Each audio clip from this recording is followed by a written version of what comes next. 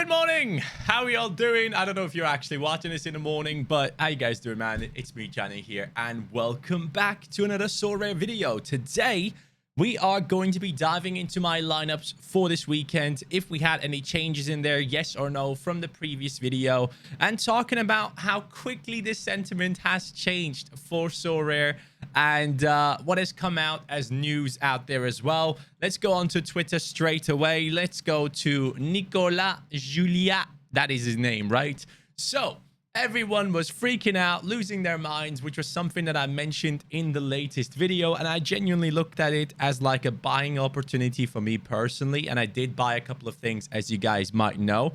But we have had a message coming in from the CEO of Sorare, who said, "Dear Sorare community, we've heard your concerns in recent days and want to address some of them here.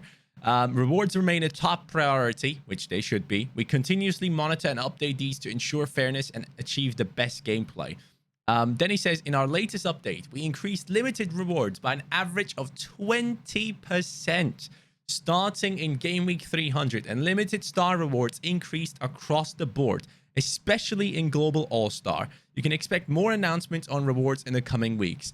Now, I personally don't play limited, but my God, can we please have some updates to the rares as well? Because it's really nice to see that limited got a 20% increase. I'm not fully expecting a 20% increase in All-Star and all that stuff in rare as well, but there should be an update because so many new leagues have been added in, new teams have been added in that never had cards before. So I'm desperately hoping that in the upcoming days and weeks, they can go ahead and improve it for the rare divisions as well. But right now, you can clearly tell that the main focus for people like Julia and the people at Sorare seems to be to present the best game for the lowest budget, because that is probably the user base that is the largest piece of Sorare at the moment. Most people probably play limited, or at least you probably have the most limited lineups on Sorare at the moment. To confirm that, let's actually go ahead and see here.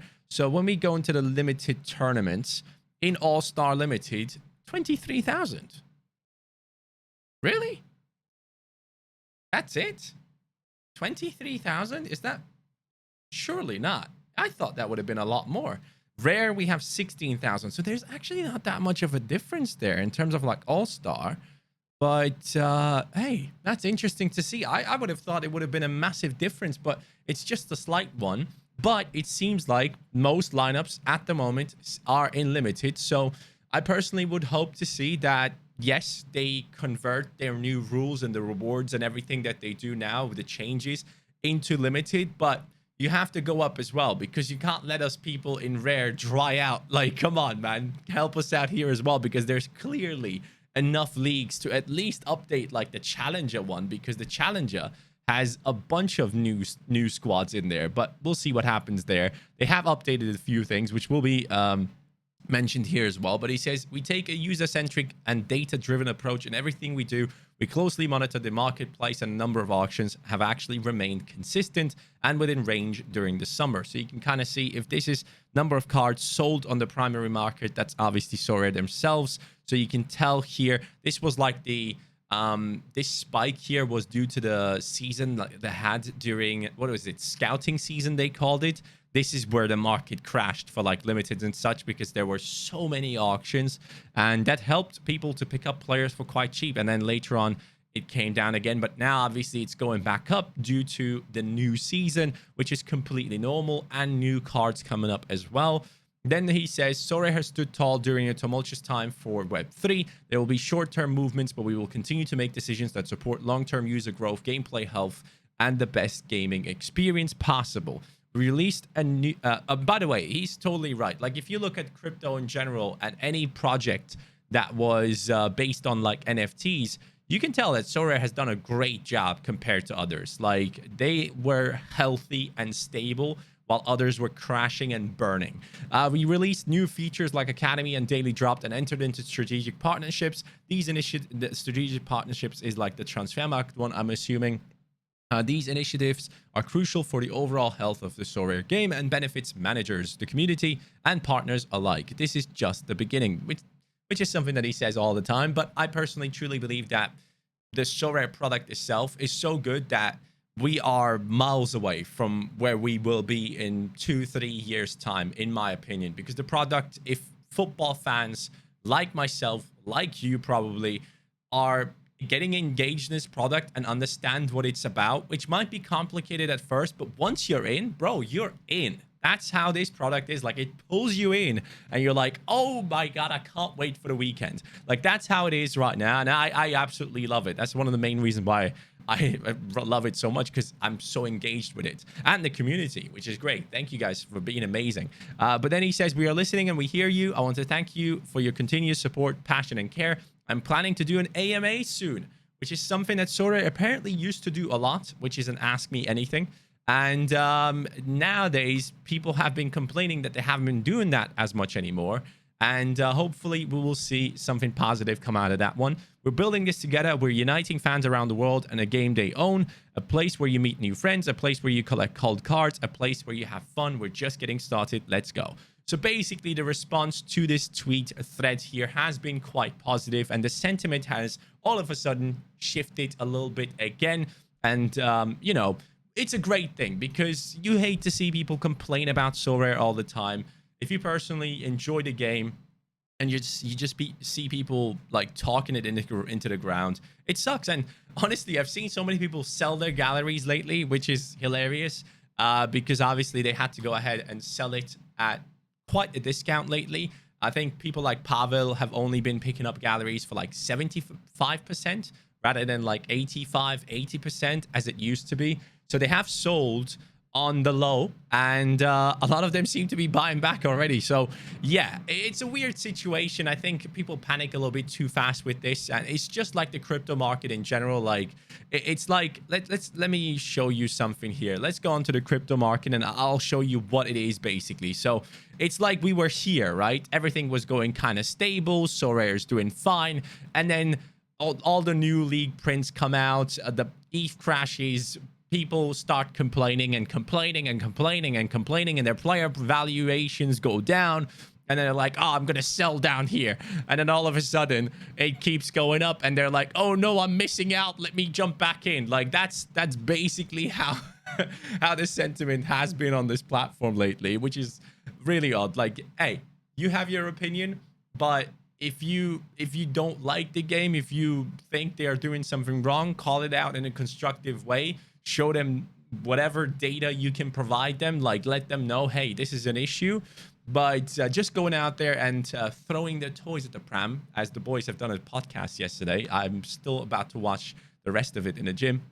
But that is just not okay. Just do it in an adult way and try to help the product if you actually enjoy it or have been enjoying it. But let's go into my teams. I have made one change, I believe, from the last time I showed you. Hold on. I should show you guys my results for this midweek. So this midweek was an odd one. I personally thought that Twente would do well against Fiorentina because they're going to be playing at home. Fiorentina is going to try and hold on to that 1-0 lead, which means they will hopefully defend a lot. And they did, but still, Unostal had to make 5 saves, 4 of them from inside the box. So you can kind of tell here that he still had a lot to do. And Fiorentina actually got really close to scoring once or twice as well. Delcroix, incredible game. Incredible. This guy is such a beast. I'm so happy I have a super rare. And I think Harry Trades got top 3 again with Delcroix in his squad. If we go into my watch list and we take a look at the managers here, you can see that I'm following a bunch of people, a bunch of friends here. PSU fans and Harry, mate, it was tough because Harry was first and PSU fans came in and swooped away the first place from him, which was very odd to watch. But hopefully Harry still picks up a good reward. He has put his under-23 rare pro team in there. Rapid Wien losing against Vaduz, which is like a 2nd division Swiss side or something, people have told me. So that is mental. Delcroix, again, he had him in his squad. Enzo with a okay performance with around 60 points. Florentino Luis getting him 69.9. Son Min-kyu getting him 68.6. And he managed to get first place. Wait, what? Was there a correction? Oh, Was there an actual correction, or why the hell is Harry first? Oh, the extra time. During extra time, Delcroix kept picking up points. So that's why he's first now? Is that what it is? Oh, yes, it is. Wow, Harry is winning. So here's the thing. I genuinely believe if you can play midweek under 23, you have a very good shot of winning big things. If you have some solid players, like this point total at the weekend would get you like, what, a tier 3? But midweek is maybe something that people should be targeting a lot more. You have a lot less competition.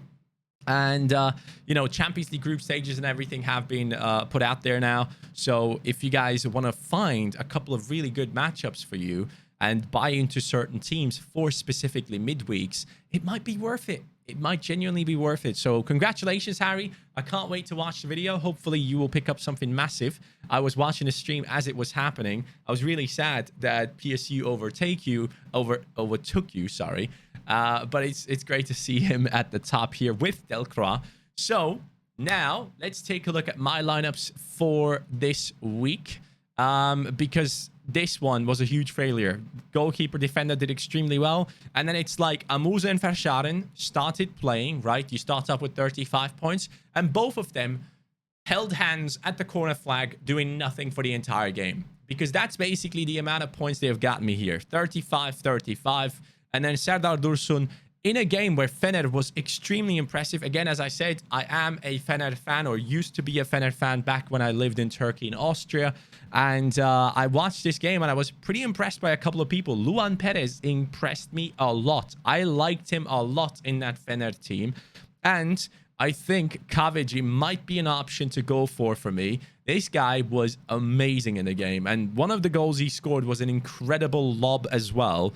So I'm very, very interested in someone like him as a super rare, possibly. Maybe not as a rare, but as a super rare.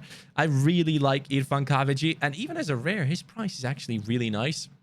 But having said that, let's move back to the topic of today. So yeah, the team that we had, it just sucked because Verscharen and Amuzu were invisible during that matchup.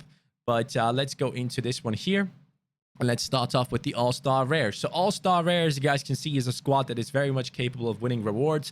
We have Twente up against Volendam, hoping to make up for that, getting kicked out of the Conference League, which obviously sucks. I don't get midweek utility from these guys, but it wasn't necessarily the reason why I bought them. I bought them for Challenger for the weekends specifically, or All-Star, as you can see here. And Small is a good player, man. He's taking free kicks on the left-hand side. He's putting in all the crosses. This guy is dangerous, like very, very decisive, capable. So I like him as a fullback, especially in the new Matrix. So Unestal and Small coming up against Volendam. Hopefully will be a good game for them. Gil has now 3 games back-to-back at home, which should be huge for him.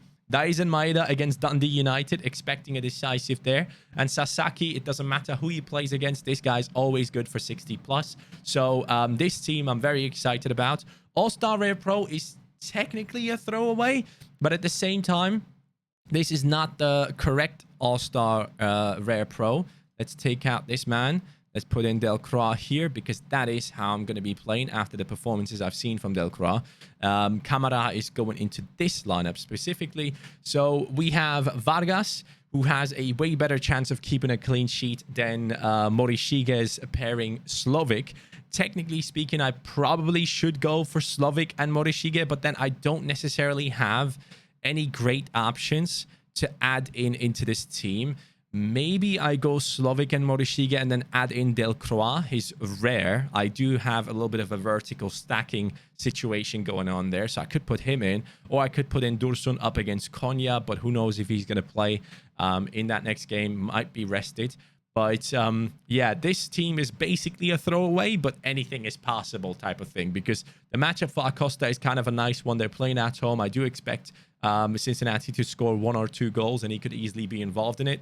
Thales Magno, we'll see what happens. This game week is not necessarily the big one for him. He's up against DC United up next, and they're playing at home, and DC United concedes like 8 goals a game, so That matchup I'm really looking forward to. If he could get a decisive now and do really well in that matchup as well, we could actually possibly think about selling him and bringing in a European under 23 forward if his value does go up.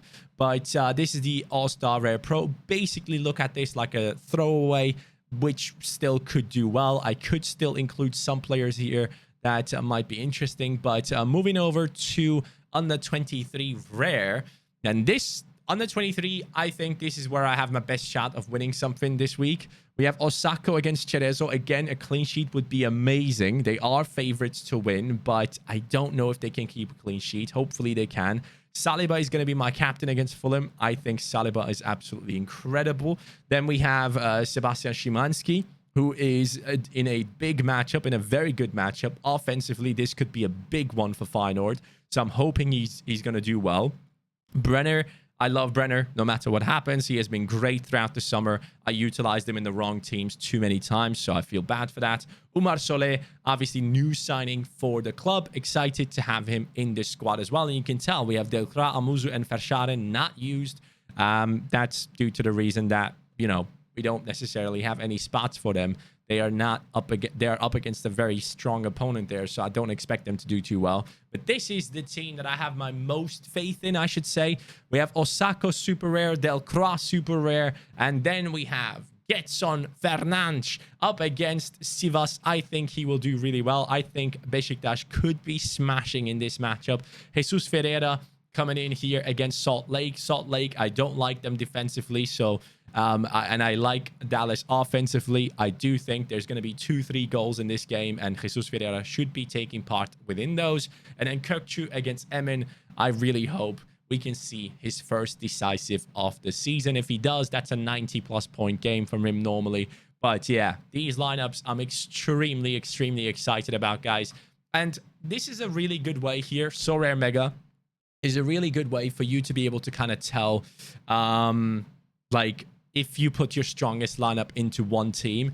And technically speaking, if I would be playing this team in All-Star Rare, I think I would have a good chance of winning something, but I can't bring myself to split up these teams yet. I don't think my gallery is big enough yet to compensate for a Kökçü not being involved in an under 23 rare or rare pro lineup. But technically speaking, I think this is my best 5 for the week. Jesus Ferreira up top, Gil midfield, Kökçü midfield, Saliba in the defense, and Unastal in a decent matchup. That is going to be the Mega 5. The Mega 3 is going to be Small, Verscharen, Thales Magno. Do I have any other options here that I can take a look at? We do have Delcroix, but Small has a more decisive capability. Nah, I'm going to go with this. And for Modeste, I'm waiting for him to settle in into the Dortmund squad. I have not sold him yet, so we're going to keep a hold of him. Maeda and Brenner up top for the Mega 8. Really good matchups for these two. Then in midfield, Szymanski, Getson Fernandes, Luciano Costa. You could argue these are some favorable matchups as well. Sasaki and Solé in defense with Vargas in goal. I do think that the Sorare Mega lineups kind of look nice here as well. Hopefully they can add to their prize pools as well, because more and more people are playing this. I mean, there's 4,188 people playing Mega 3. So ideally, you would like to see them increase their prize poolers as well. If that is possible, that'd be great. But that is how things are going, guys. So these are the lineups. Under 23, All-Star, All-Star Rare Pro, Under 23 Pro. I'm genuinely excited for what's to come this weekend. Every single week, we get excited about things, but the Matrix change is coming in now. So if your goalkeeper keeps a clean sheet, his highs are going to be higher than usual. So generally speaking, this could be a huge game week for all of us. Hopefully, it is going to go well. Let me know your thoughts on these lineups, guys. I appreciate you watching this, and I hope you guys didn't go too crazy and panic with Sorare itself. I hope you're still here because, you know, I really want this community to continue growing. It is an amazing community to be part of, and I'm just generally extremely excited about the platform itself and where it could potentially be if you consider that there's only like 100,000 people with 5 cards or more. And if you consider how many football fans are out there that would love to have pieces of their teammates, of their favorite teams on a platform to compete and have an added excitement about their teams, man, it's unlimited potential in my opinion. But guys, that's me done for today. Have a great day. Take care and peace. I'll see you next time. Bye-bye.